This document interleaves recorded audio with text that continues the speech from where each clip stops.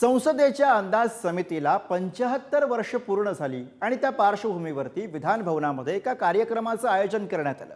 पण विधिमंडळाच्या या कार्यक्रमाच्या फलकावरती मराठी फलक नसल्यामुळे मनसे नेते संदीप देशपांडे यांनी संताप व्यक्त केलेला आहे। विधान भवनामध्ये शंड लोक बसलेत असं वादग्रस्त विधान त्यांनी केलं आणि त्यामुळे संदीप देशपांडेंच्या विरोधामध्ये हक्कभंग आणला जाण्याची शक्यता आहे। बघूया।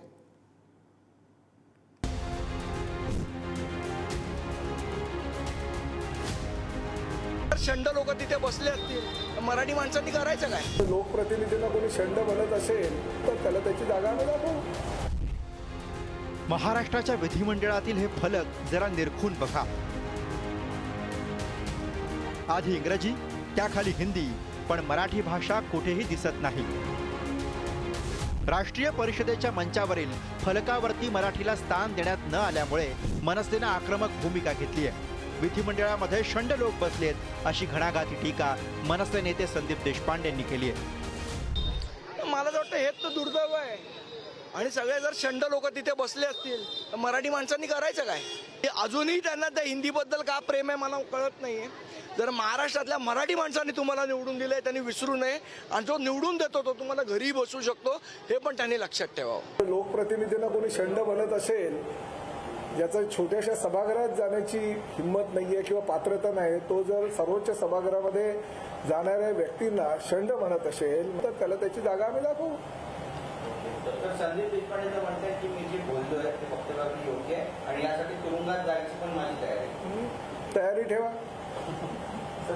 भारतीय संसदेच्या अंदाज समितीच्या अमृत महोत्सवी वर्षानिमित्त 2 दिवसीय राष्ट्रीय परिषदेचं मुंबईत आयोजन करण्यात आलंय। या परिषदेनिमित्त विधिमंडळाच्या दर्शनी भागात आणि आतमधील हॉलमध्ये फलक लावण्यात आलेत। धक्कादायक बाब म्हणजे या फलकावरील माहिती इंग्रजी हिंदीमध्ये असून मराठी भाषेला स्थान देण्यात आलेलं नाहीये। हाच धागा पकडत संदीप देशपांडेंनी लोकप्रतिनिधींबाबत बोलताना शंड शब्द वापरल्यानं त्यांच्यावर हक्कभंग आणला जाण्याची शक्यता आहे। सभागृहाच्या लोकांमध्ये बसलेल्यांना शंड म्हणणं मला तरी वाटतं की हे संस्कृतीला शोभून नाही आहे। त्यांना त्यांच्यापेक्षा आपल्याला जास्त वाईट बोलता येतं, पण शेवटी प्लॅटफॉर्मवर आपली बाजू मांडणं आणि कोणाला शंड म्हणणं याच्याने जर त्यांना पुशारकी वाटत असेल तर मग बाकीच्या गोष्टी खालच्या लेवलवर जाऊन आम्हालाही बोलता येऊ शकतात। सभागृहाचा अपमान आहे। येणाऱ्या काळामध्ये बरेच आमदार याच्यावर हक्कभंग मांडल्याशिवाय राहणार नाही आणि त्यांना त्यांची जागा दाखवल्याशिवाय राहणार नाही असा माझा विश्वास आहे। मी कुठल्या व्यक्तीला बोललो ना, मी त्या वृत्तीला बोललोय। ती वृत्ती शंडपणाची आहे, त्या वृत्तीबद्दल बोललोय, व्यक्तीबद्दल बोललेलो नाही। ठीक आहे, माझा शब्द झोंबला असेल पण त्याच्यावर त्यांनी विचार केला पाहिजे। बाकी राहिला हक्काभंगाचा विषय, त्या कारवाईला मी सामोरं जायला तयार आहे। विधिमंडळाच्या पावसाळी अधिवेशनात संदीप देशपांडे यांच्या वक्तव्याची चौकशी केली जाऊ शकते। त्यांच्या विरोधात हक्कभंग अंतर्गत कारवाई करता येऊ शकते का याचीही चाचपणी केली जाईल। हक्कभंग झाल्याचं निष्पन्न झाल्यास संदीप देशपांडेंना तुरुंगवासाची शिक्षाही होऊ शकते।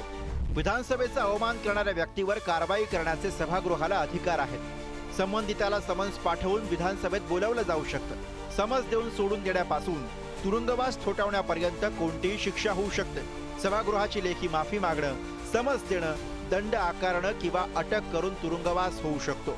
सभागृहाला योग्य वाटेल ती शिक्षा करण्याची तरतूद कायद्यानं केलेली आहे। महत्त्वाचं म्हणजे विधिमंडळानं ठरवलेल्या कारवाईला न्यायालयात आव्हान देता येत नाही।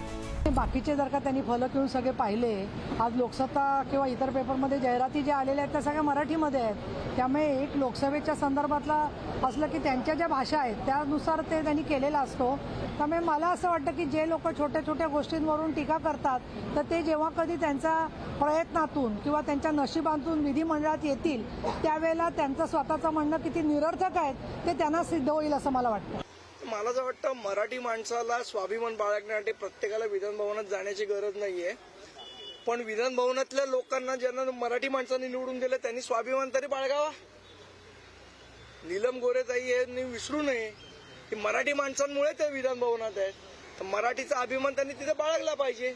विषय राहिला कार्यक्रम लोकसभेचा आहे का विधानसभेचा हा नाहीये, कार्यक्रम महाराष्ट्रात आहे तर मराठी तिथे असलीच पाहिजे होती।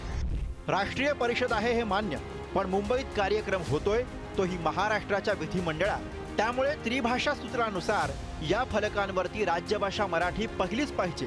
पण या फलकावरती मराठीला स्थान न देणं हे प्रशासनाच्या एकाही अधिकारी आणि कर्मचाऱ्याच्या लक्षात कसं आलं नाही की जाणून बुजून मराठी भाषेचा अवमान केला जातोय हा प्रश्न या निमित्तानं उपस्थित होतोय. सुशांत सावंत आणि श्रेयस सावंतसह नंदकुमार गावडे, पुढारी न्यूज, मुंबई.